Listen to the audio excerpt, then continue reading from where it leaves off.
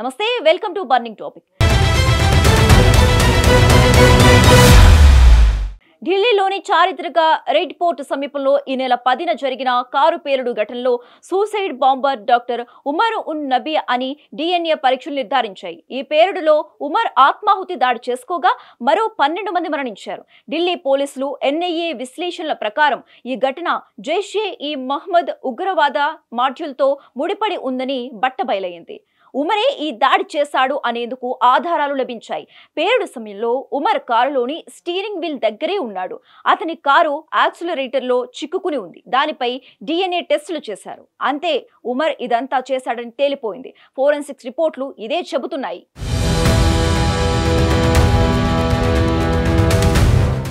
ఢిల్లీ పేలుడు వెనుక పాకిస్తాన్ తుర్కియో హస్తం ఉందా అంటే అవును అనేది స్పష్టమవుతూ ఉంది. ఇది జైష్-ఇ-మొహమ్మద్ పాకిస్తాన్ ఆధారిత మాడ్యూల్.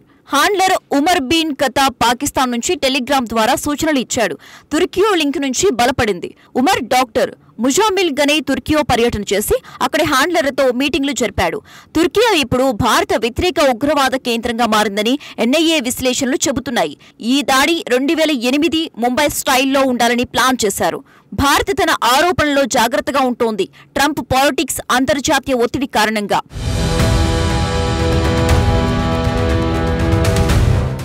ఇంతకు ఉమర్ ఉన్ నబీ ఎవరు అంటే 1989 ఫిబ్రవరి 24న జమ్మూ కాశ్మీర్లోని పుల్వామా జిల్లా కొయిల్ గ్రామంలో ఉమర్ జన్మించాడు.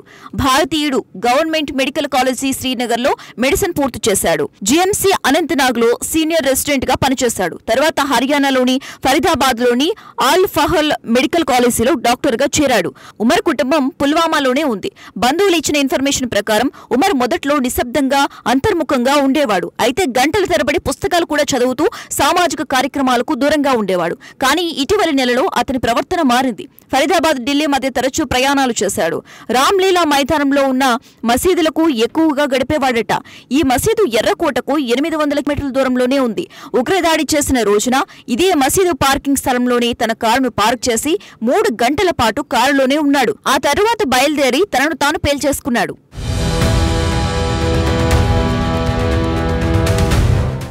ఉమర్ స్వయంగా రాడికలైజేషన్ మార్గంలో పడ్డాడు. టెలిగ్రామ్ గ్రూపుల ద్వారా పాకిస్తాన్లోని జైష్-ఇ-మొహమ్మద్ హ్యాండ్లర్ ఉమర్ బిన్ ఖతాబ్ నడిపే ఫర్జానాడ్, ఎదారో ఉలం వంటి గ్రూపుల్లో చేరాడు.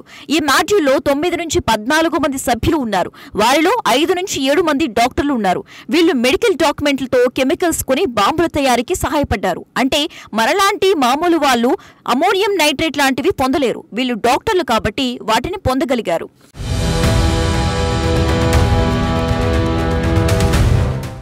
జమతీ ఇస్లామీ కార్యకర్త మౌలీ ఇర్ఫాన్ ద్వారా ఉమర్ రాడికలైజ్ అయ్యాడు.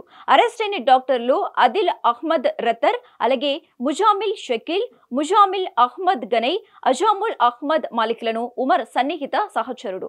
ఈ white colour terror module Deepavali సమయంలో ఢిల్లీలో సీరియల్ బాంబు దాడులకు ప్లాన్ చేసింది. కానీ పోలీస్ రైడ్లతో ఆగిపోయింది.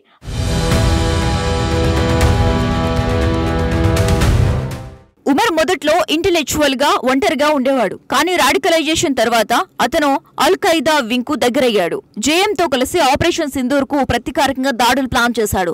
భారత్ చేపట్టిన ఈ ఆపరేషన్ లో JM స్థాపకుడు మసూద్ అజ్వర్ కుటుంబ సభ్యులు చనిపోయారు. అది చూసి ఉమర్ రెచ్చిపోయాడు. అతని మైండ్ సెట్ రాజకీయ, మతపరమైన ఆగ్రహంతో నిండి ఉండేది.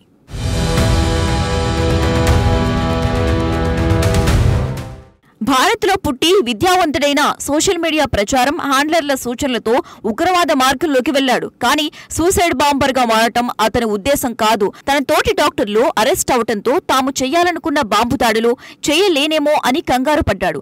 కనీసం తానైనా ఏదో ఒకటి చేసి భారీ నష్టం చేయాలనుకున్నాడు. అయితే బాంబుల్ని కారులో తీసుకెళ్లినప్పుడు ఎర్రకోటకు దగ్గరలో రెడ్ లైట్ దగ్గర కారు ఆగినప్పుడు బాంబులు పేలిపోయాయి.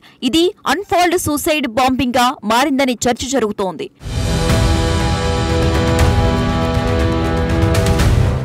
తాజా అప్డేట్ల ప్రకారం ఫరీదాబాద్ వేర్ హౌస్ లో 2900 కేజీల అమోనియం నైట్రేట్ పట్టుకున్నారు. ఉమర్ ఉపయోగించిన వైట్ హుండై i20 కారును 11 రోజుల ముందు కొన్నాడు. రెడ్ పోర్ట్, ఎకోపోర్ట్ తో కూడా అతని పేరుతో సీజ్ చేశారు. NIA, Delhi special cell, UP ITS టీంలు దక్షిణ కాశ్మీర్ లక్నోలో రైడ్లు చేస్తున్నాయి. డాక్టర్ షహీన్ షాహిద్లను అరెస్టు చేశారు. ఆమె జేఎం మహిళా వింగ్ జమత్ ఉల్ మొమినాత్ కు హెడ్ గా ఉందని తెలిసింది. ఈ మాడ్యూల్ భారతదేశంలోని ప్రొఫెషనల్స్ ను ఉపయోగించి స్థానికంగా బాంబులు తయారు చేసి ఉత్తర భారతంలో సీరియల్ దాడులు చేయాలని ప్లాన్ చేసింది.